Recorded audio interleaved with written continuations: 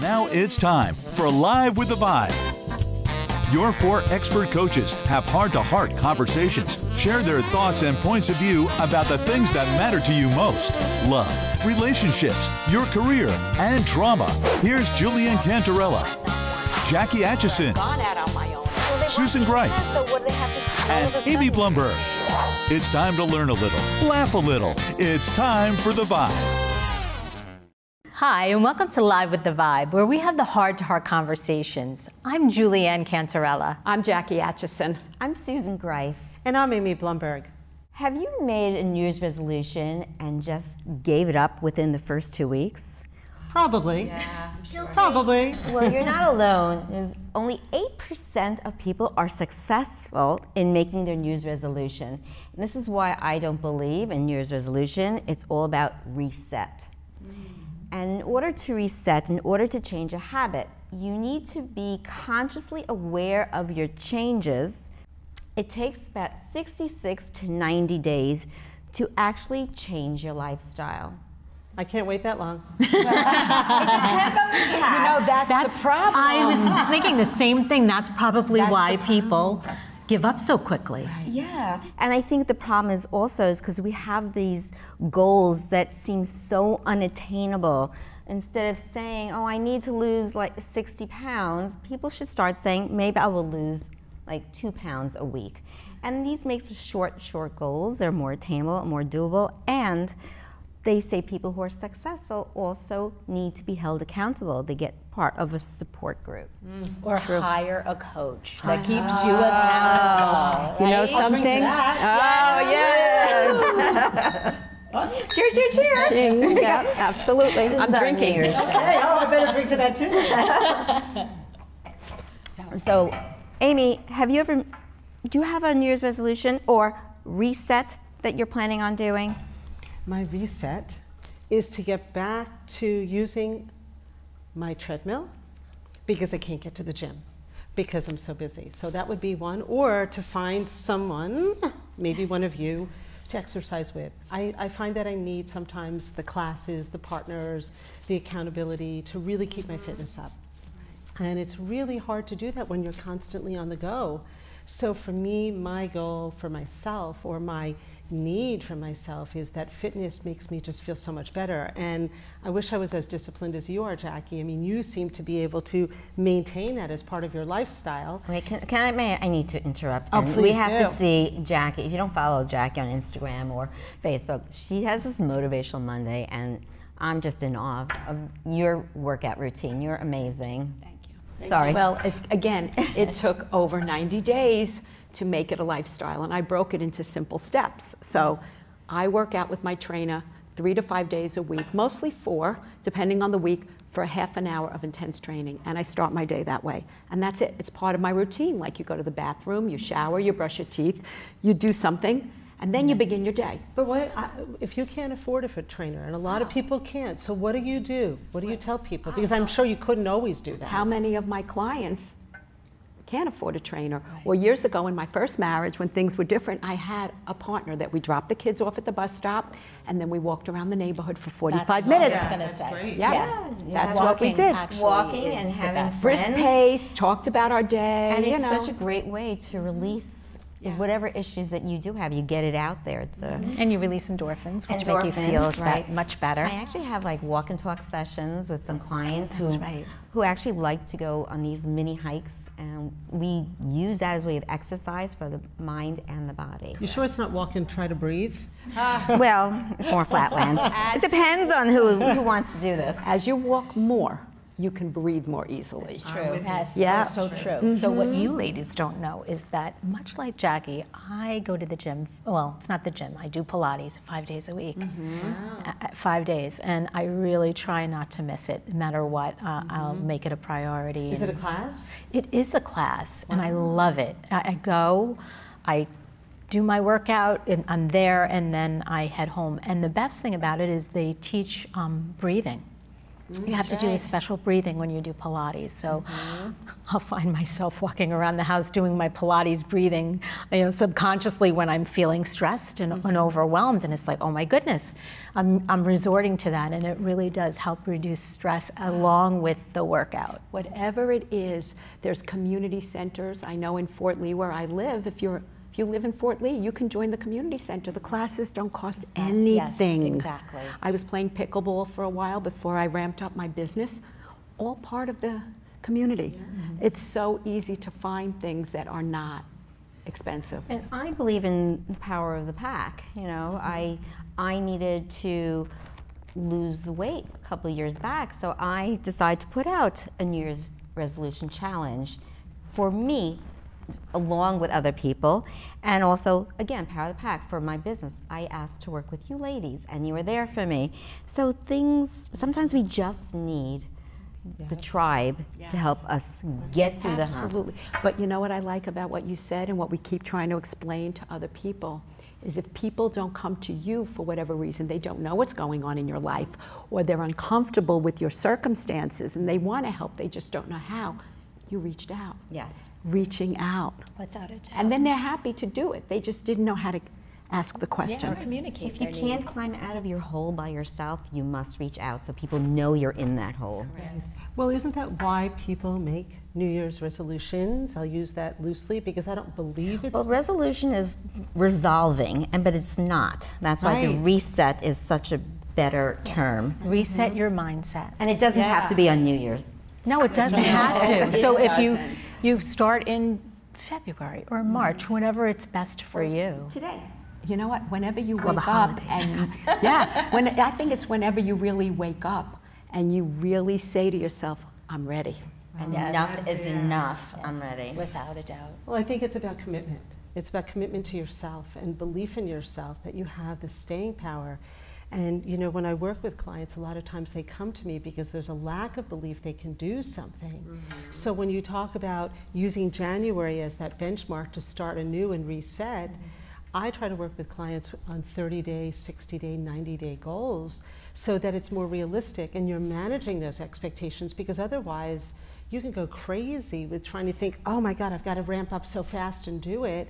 And then it just never happens because you're just not in that head, that mindset, and that ability to get yourself unstuck. I call it unstuck, but out of that rut or that emotional place that you feel.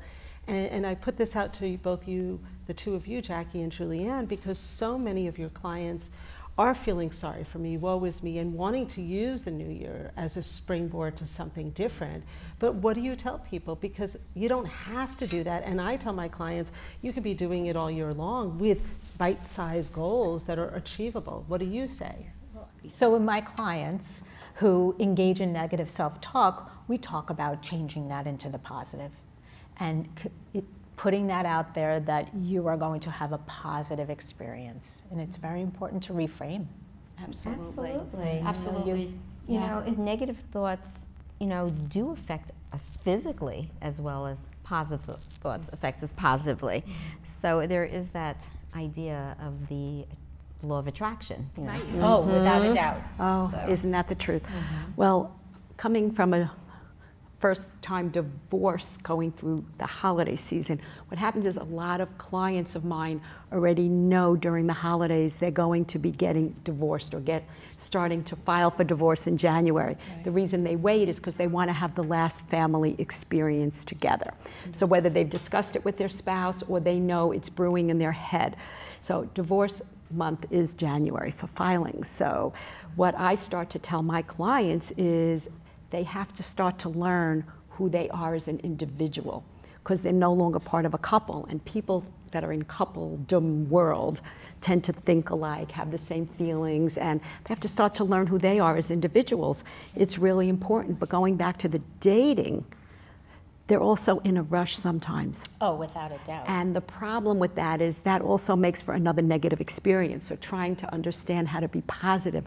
Don't rush into the dating world. Because in a rebound situation, what happens is that it's exactly that. And then they feel worse about themselves. So you're putting negativity on top of negativity. It's funny though, but the holidays trigger that urgency. Yeah. So I have more clients come to me in September, October, November because they're trying to prepare themselves to have someone for the holidays.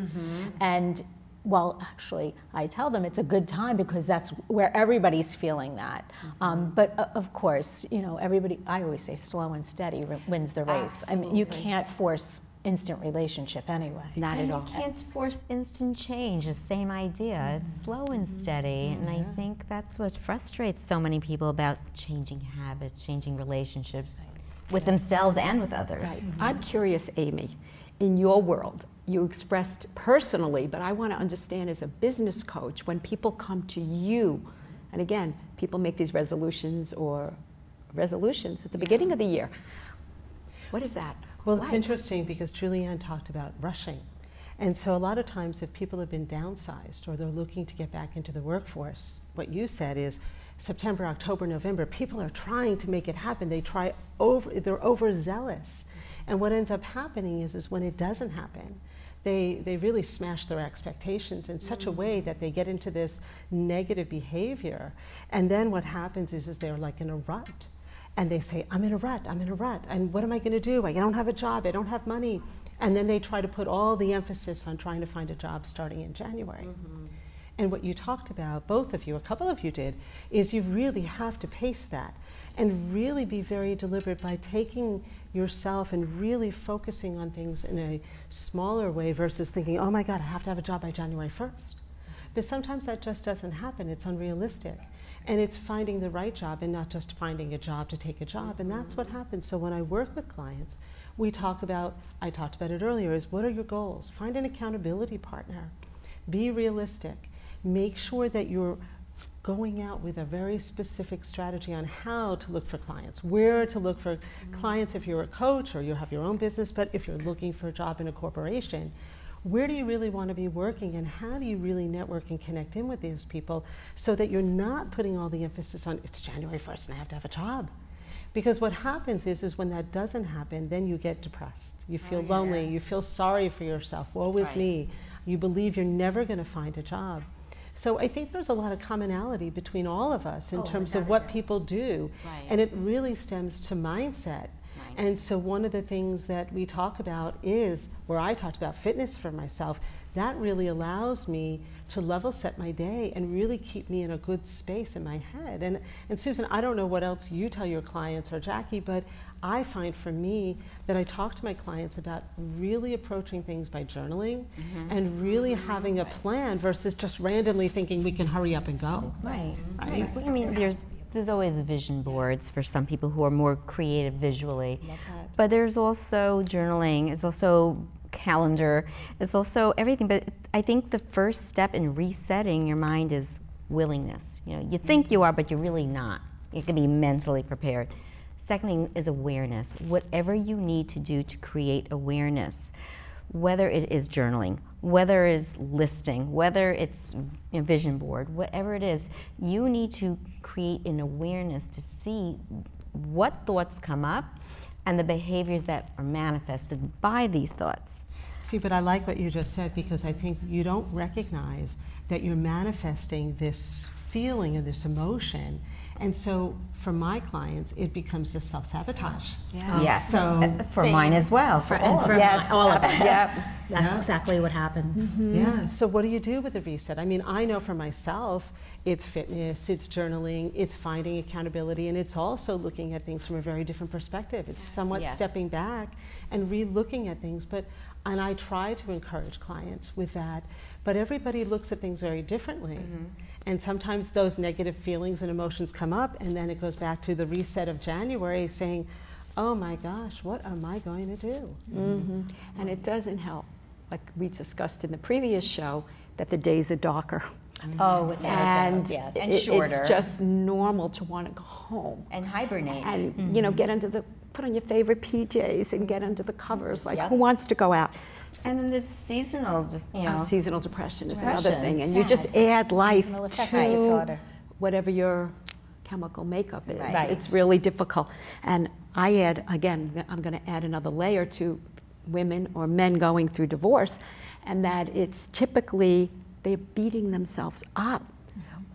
I'm not likable. Why did I stay so long? There's such a huge amount of negative self-talk that I have to teach them how to turn that around. Right. And we do it through exercises. We do it through role plays. Oh, without a doubt. A lot of role playing. I do role playing for homework dating. Assignments, of course. Yeah. Oh, that would be so fun. much fun. It is actually. It's a lot of fun. Yeah. It is. But I do see where people will get caught in their own mindset. Oh, yeah. You know, it's coming out of. Yeah. So what kind of tips and strategies can you offer people? Sure. Well, one of the things I would say, and I was thinking about that as Julianne was talking, is I met this amazing woman who started this group, and she would get women together for these great dinners. And so what she did was she created an opportunity like we did, but she does it on a corporate level, but to do it with a group of friends, where you have a group of friends where you can get together and talk, and it lifts your spirits. Mm-hmm. It also allows you to talk about some of the things you're thinking about, so that you can start to create accountability, because we did that for ourselves. Right. And so by having accountability and working or being with a group of friends is so amazing, because what that does is it lifts your energy, it boosts your morale. Your vibe. Your vibe. It gives you something to do, it gets you out of the house, it gets you out of your head. Yeah. And journaling is great, but sometimes people need to get out of their head, and activity and moving in motion. Right, well that's what they talk about, you know, changing your negative thought, but you know what, sometimes it's not really the thought that needs to be changed, it's the behavior that needs to be changed. Right. So a negative thought creates negative behavior, so therefore maybe change your behavior and that will change your thought too. And also creating a plan. Really having a plan in place that you can put into action and execute, so that you're not feeling like you're floundering. That's very important. I also find that just going out and finding new ventures, and you know, we talked about creating new paradigms and doing different things during the holidays, but you can still do that with a reset. New paradigms, new ways of doing things. Sometimes it's moving, sometimes it's taking a job in another state to reset, or taking a job in you know, we happen to live in New Jersey, but in New York City versus New Jersey, or a different kind of company for my clients. But it's really changing that paradigm that gets you into a place that's healthier for you, and it's more exciting and more fun, so that you're pursuing a passion.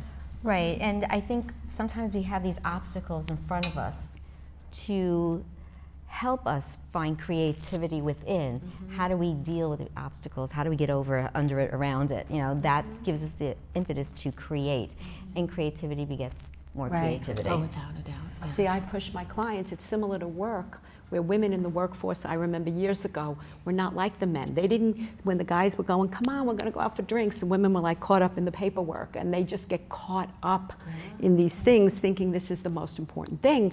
And I try to tell the women and the men, mostly the women because they have the children most of the time, even if it's a 50-50, whatever, but they're lonely without their children. So they feel they have to be home doing laundry or cooking for the week, and I'm like, no. I said, that's the night to remember the things you were before. What were your interests? What were your hobbies that you never got to? You now have this opportunity. Dig down and remember who that young girl was. Explore her again. You know, really important. And they get out and they do good things. Who wants to start a new tennis lesson that she was never part of? Right, I have a client the other day who was like, oh, I'm gonna join a tennis clinic. Great idea. Because she actually once a month now is going out with her best friend for drinks at a happy hour. Inexpensive, but a night out that makes her come home and feel good. Breathing life back into yourself. As opposed to thinking always about the family. Get out of that. I also go back into that little child. What was I regress my clients? I go through, you know, regression, and like, what was it that brought pure joy to your heart as a child? And let's revisit that activity. Playing tennis. Dancing. Dancing, singing, paddleball. I had a lot but I actually performing. And Julianne? Singing. Ooh, can you sing? Not right here, right now, but I can. I bet you can. Anyway. But yeah, there's a lot of good things that, you know, we can impart upon our clients. For me also, another thing, and it would probably be similar to yours and yours, is it could be a time, a lot of people after the holidays especially, have gone over budgets. Even though last show we discussed being careful, but it's not always commonplace. This would be a time I would tell a lot of my clients to think about looking at budgets and investing your money, putting aside a few dollars every paycheck, a little bit, pay yourself first, and put that money away. See, and then you live on everything else. Right. And I was going to say a reset could be purging your closet, getting rid of things that Yeah. make you feel, I'll say for me, don't make you feel great. Why did I buy that? Get rid of Right. it, give back. Condo. Right? Yes, Yes. exactly. Yeah. It doesn't bring you happiness. It doesn't get bring you rid of it. joy. That's right. And buy something that makes you feel good. Right. Whether it's a top, a pair of shoes, for me it's always shoes. But to buy something or do something that makes you feel really good. But purging your closet and your office is always a great thing There's to do. something about self-love that once you, and it means self-care, it doesn't necessarily mean like love yourself in a way that's narcissistic, but Right. caring for yourself and caring for, you know, the body that, you know, we were given and the emotions that are inside. We need to continue giving ourselves joy. It's not about, we talked about this in the past, it's not about always giving to others. We need to give to ourselves as well. You know, it's, oh, go ahead, No, I'm no, sorry. no, I was just going Go ahead. It's all right, I'm sorry. I was going to just say the women who come to me and the men have always put family first or their job first. Very often it's an excuse, but then there are those moments where they really get caught up, and I, you know, to encourage them to get out and know that they are lovable and they can find someone who's very special to share their life with. It's to be open to that. Oh, I agree. But you touch upon like the word excuse, and that's the biggest problem we have. It's like that creates self-sabotage. Oh, yeah. Well, I'm thinking back to when I was a kid. I used to watch, and I still, you know, back then we didn't have leased cars where you bring the car in and, you know, your car gets oil changes and windshield wiper changes. My generation, everybody did it themselves. And I was astounded to watch how many men washed their cars 3 times a week, did their oil changes. These were their babies, but they ate all the crap in the entire world. And I used to think, that's part of where I think my health kick started, thinking like, this is my body, this is my engine, and if I don't take care of it, who will? Like whatever your genes are, whatever's gonna happen, do you wanna elongate your life by a couple of years, or you wanna shorten it by 6 months? And I look at these men and go, I don't get it. Taking care of your car better than yourself, and that always stayed with me, and that's always in back of my mind, why I have to take care of myself. There's that famous quote, if I'm not for me, who will be? If I'm only for me, who am I? And if not now, when? I love that one. Absolutely. So what's your reset for the new year?